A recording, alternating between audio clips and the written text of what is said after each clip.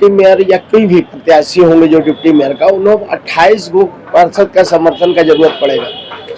तो 28 पार्षद कोई चेहरा देख के तो वोट देंगे नहीं, कुछ देन लेन होगा, भ्रष्टाचार खरीद बिक्री होगा, पहले भी हो चुका है। और जनता चुन के भेजेगा तो हम मजबूत रहेंगे, तो हम जनता का आवाज को मुखर से उठाएंगे निगम में कि मेरा नाली काहे नहीं बना, रोड काहे नहीं बना, लाइट काहे नहीं लगा, यहाँ पर अतिक्रमण के नाम पर लोगों को क्यों सता रहे हैं। सताने का काम हो रहा है, रोड पर लगा के गरीब अपना जीवन यापन करे, उसको किनारे कीजिए, एक रूल बने उसके लिए। जल जंगल जमीन का मालिक है एसटी, तो उसको मेयर का अधिकार मिलना चाहिए। लेकिन हम जनरल हैं, हम साहु जी हैं, हमको डिप्टी मेयर का पद को जैसे आम जनता पहले चुना था 18 में, वैसे ही चुने। यही मांग लेकर महामहिम के पास आया था। महामहिम ने आश्वासन दिया। इस पत्र को हम राज्य सरकार को भेजते हैं और आपकी मांगों पर विचार करने के लिए कहते हैं। जोहार, नमस्कार। राजभवन से मिलकर के निकले हैं रांची के डिप्टी मेयर प्रत्याशी। झारखंड के आंदोलनकारी रह चुके हैं, अलग राज्य की लड़ाई लड़ी थी और अब यहां से चुनाव लड़ने के दौरान में इन्हें दिखा निर्वाचन प्रक्रिया में कुछ सुधार होना चाहिए। ये सुधार क्या है, आइए सीधे इनसे जानते हैं। सबसे पहले लखपति कुमार साहू जी को जोहार। जोहार, आपके चैनल को जोहार, आपके सभी चैनल देखने वाले साथियों को जोहार। मैं लखपति साहू आज मिलने आया था महामहिम राज्यपाल जी से। अपना मांग रखा हूं कि जनता का मेयर तो आप एसटी रिजर्व कर दिया नगर चुनाव आयोग, कोई आपत्ति नहीं है। जल जंगल जमीन का मालिक है एसटी, तो उसको मेयर का अधिकार मिलना चाहिए। लेकिन हम जनरल हैं, हम साहु जी हैं, हमको डिप्टी मेयर का पद को जैसे आम जनता पहले चुना था 18 में, वैसे ही चुने। यही मांग लेकर महामहिम के पास आया था। महामहिम ने आश्वासन दिया। इस पत्र को हम राज्य सरकार को भेजते हैं और आपकी मांगों पर विचार करने के लिए कहते हैं।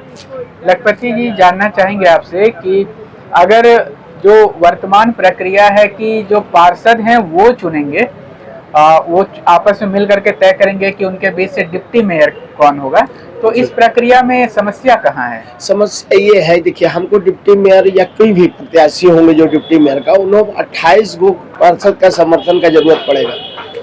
तो 28 पार्षद कोई चेहरा देख के तो वोट देंगे नहीं, कुछ देन लेन होगा, भ्रष्टाचार खरीद बिक्री होगा, पहले भी हो चुका है। पिछले चुनाव में आप देखे होंगे, हुआ था जब ये मेयर को डिप्टी पार्षद लोग चुने थे, तो रांची नगर निगम ये आम बात हुआ था, खरीद बिक्री होगा, फिर जनता का काम कम होगा और भ्रष्टाचार पैसा लेके काम करेगा।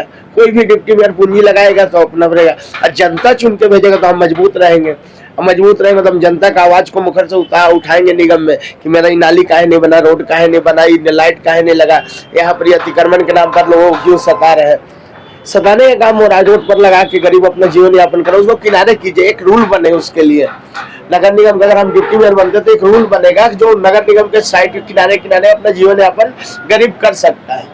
या तो नहीं तो वेंडर मार्केट बना, उसमें भी पैसे के बलबूते दुकान बिका, लेकिन कोई जिसको जरूरत है उसको नहीं मिला, वो आज भी रोड ही में है। जैसे कि 100 कचहरी मार्केट 152 दुकानदार आज भी भटक रहे हैं 2011 से। उनको भी अधिकार मिलना चाहिए, उनको भी एक बाजार बसा के देना चाहिए। यही सब मांगों को लेकर हम जनता के बीच जाके और चुनाव का वोट मांगेंगे और जीत के, और ये बात को हम नगर निगम में उठाना चाहते हैं। मतलब आप कहना चाहते हैं कि अगर सीधे जनता चुनती है तो जो प्रत्याशी डिप्टी मेयर बनने की इच्छा रखते हैं उन्हें कम धनराशि खर्च होगी। हाँ। और जब ये पार्षदों के माध्यम से चुना जाएगा तो पहले पार्षद चुने जाने में खर्च है और उसके बाद में फिर डिप्टी मेयर के लिए पार्षदों को अपने पक्ष में बहुमत के आंकड़े तक लाने में खर्च है जी। तो ये जो खर्च होगा इसका क्या साइड इफेक्ट देखते हैं फिर डिप्टी मेयर बन जाने के बाद? आम जनता को इससे फिर क्या नफा नुकसान देखते हैं? देखिए, आम जनता तो पिसाएगा ही। अगर मानते हैं, अगर हम 5,000 रुपया दे के नामांकन फाइल करते हैं, संजोग से हम भगवान का कृपा, आप लोग जनता का प्यार दुलार जितना हमको मिलता है, अगर हम जीत जाते हैं तो हो गया। लेकिन अगर चुनाव नहीं होता है और पार्षद लोग चुनते तो हमारे जैसा व्यक्ति चुनाव नहीं लड़ पाएगा, कहाँ से लाएंगे? एक पार्षद करने में कम से कम मोटा मोटी एक पार्षद को, कोई भी पार्षद बनेगा तो कहेगा 5 लाख खर्चा करके आए लखपति भैया, कुछ तो मिलना चाहिए ना। रांची का ही भाषा है, ये सब कोई जग जाहिर है। तो हमारा मांग यही है कि इसका चुनाव हो, जनता चुने, जैसे मेयर को चुन रहा, पार्षद को चुन रहा, वैसे डिप्टी मेयर को जनता चुने। यही मांग लेके महामहिम के पास।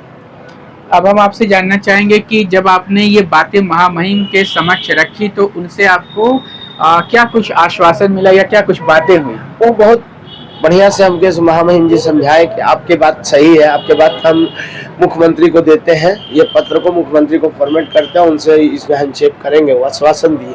मुख्यमंत्री तक बात पहुंचाने हाँ, का आश्वासन दिए हैं।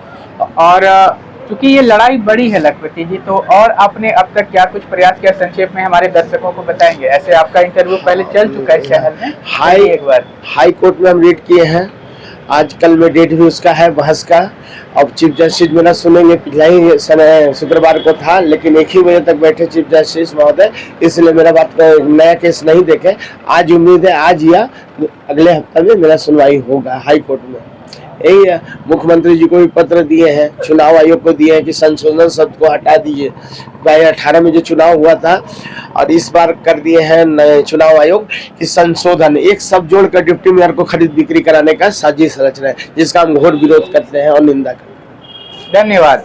तो आज बेहद अहम पड़ाव का दिन रहा लखपति कुमार साहू के लिए। ये जो डिप्टी मेयर को सीधे जनता चुने, जैसे पार्षदों को सीधे जनता चुन रही है इस नगर निकाय चुनाव में, जैसे मेयर को सीधे चुन रही है इस चुनाव में, उसी तरह से डिप्टी मेयर को भी अगर सीधे जनता चुनती है तो इससे भ्रष्टाचार पर रोक लगने में और जनहित के मुद्दों पर जो जनप्रतिनिधि है उसने काम करने में बहुत ज्यादा ये कारगर सिद्ध होगा। देखना है आने वाले समय में लखपति कुमार साहू के इस प्रयास से क्या कुछ बदलाव आता है।